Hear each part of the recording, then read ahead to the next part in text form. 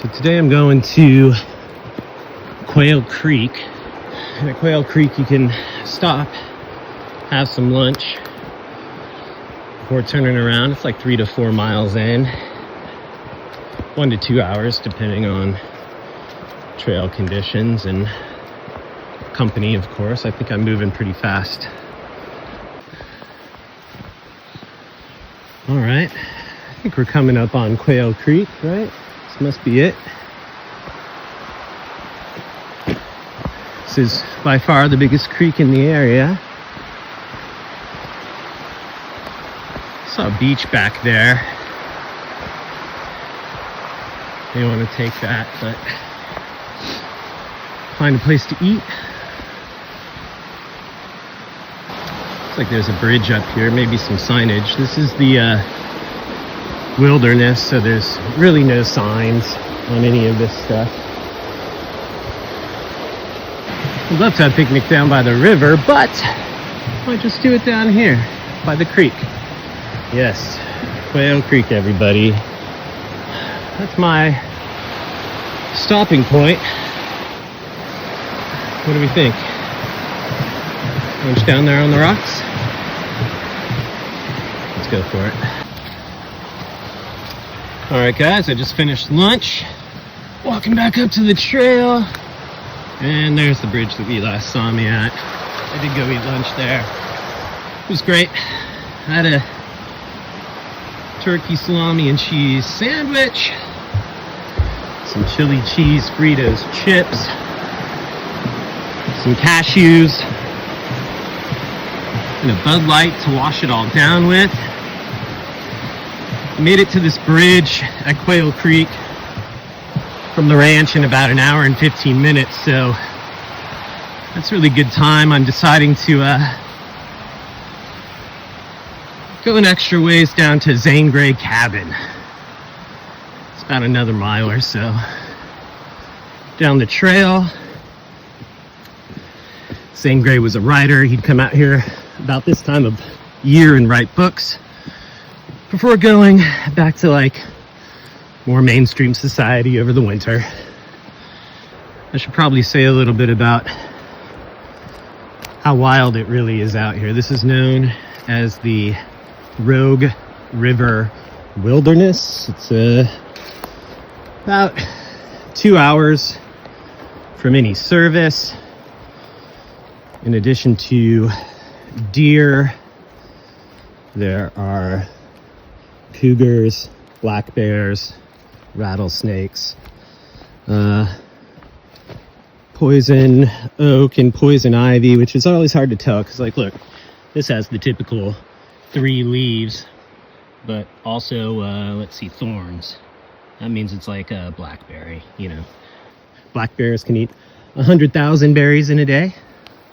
Let's see if I can find some just basic, you know, poison oak to show the difference.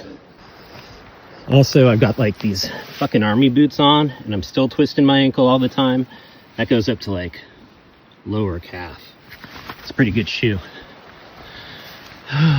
But still, might need to tighten them up. Oh yeah, like here's like, you know, poison oak, right? I don't actually really have a reaction to it. Some people do, are really sensitive. One of the guys that works out here, if he touches it, he's got to go jump in the river with his poison oak soap and get it off right away. Otherwise, he's like in a rash for weeks. As a kid, go camping a lot. There's always that one kid that's covered in calamine lotion by the end of the trip. That wasn't really me. All right, I'm gonna keep on going. Be careful. Try not to twist my ankle again. Jesus. I'm about 4 or 5 miles away from the ranch. Now you might ask, what if I did break my ankle out here, say 4 miles away from the ranch? 4 miles an hour is 15 minutes per mile. You can do that. It's a little harder out here on the trail. With the broken ankle, it would be really, really hard. And so you might say, well, that river goes right up to the ranch. Why don't you just jump in the river and make it down? You could absolutely do that. I would say there would be 3 key challenges there. One is that it's cold right now. All the winter frosts and snow is melting, and that's going in the river. It gets much warmer later in the summer. Two, there are some class 2 and class 3 rapids between here and the ranch. If you go further down, you'll hit some class 4. China Bar is sort of the toughest one. I might be able to navigate that without a life vest, assuming hypothermia didn't get me. Or I might be able to walk around it. And then the third big piece, in addition to the temperature and the rapids, is that the river moves, I don't know, 4, 5, 6 miles an hour. And so I'd be in the water for at least an hour getting back down there. I don't think it would be my first choice to ride the river back, especially because I don't have a life jacket. Don't take your health for granted, guys, because out here, alone, you might get stuck. I'm walking off the trail down to Zane Grey's cabin. This has been standing for quite some time. I think they maintain it a little bit. Pretty amazing. Pretty amazing. Oh, look, they got some antennas out here. I don't think Zane Grey had those. That might be electrified for bears. I ain't touching it. Let's just take a look around. Like I said, I don't know if these fences are fired up right now. Even a bear fence won't kill you. It'll hurt a bit. I didn't really hear anything. Still, I'm not going to touch it. Actually not sure which one is his. Some of this might be like a ranger station, something like that. This might be the actual property. Don't quote me on that. No idea. I'm not a tour guide. This looks a little more historic. I don't know about the double pane windows. These are modern. All right, so all that stuff there was more modern River Ranger stuff. This is the actual cabin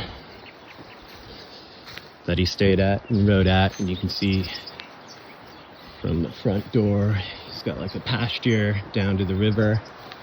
Hard not to be inspired.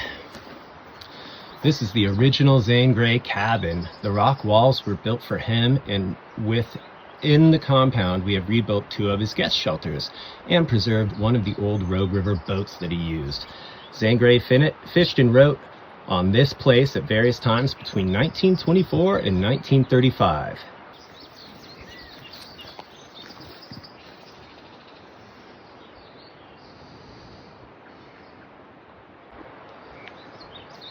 All right, I'm getting out of here. See, it's about 2 o'clock now. I set off at 11:45. Stopped for lunch, stopped to look around here. Tighten up my boots a couple times. What is that, 2 hours, 15 minutes? All right, guys. Getting back to the ranch here. We'll call it 11 miles, 4.5 hours. Nice little day. And here we go. This is the Rogue River Ranch, National Historic Site, established in 1887 by George Billings. His father, John Billings, and some colleagues came out here in the 1800s, married some Indian wives, established homesteads, mining operations, agriculture, and George Billings, after establishing this place, worked the land and mined quite a bit from about 1887 to 1903. About that time, he discovered that he could make more money running the ranch as a trading post rather than mining itself. And he did that till about 1828 when he sold it to the Andersons. The Andersons built a lot of these white buildings that you see. They held on to it to the 70s, and then the federal government bought it, established the Rogue River Ranch, and that brings us to today.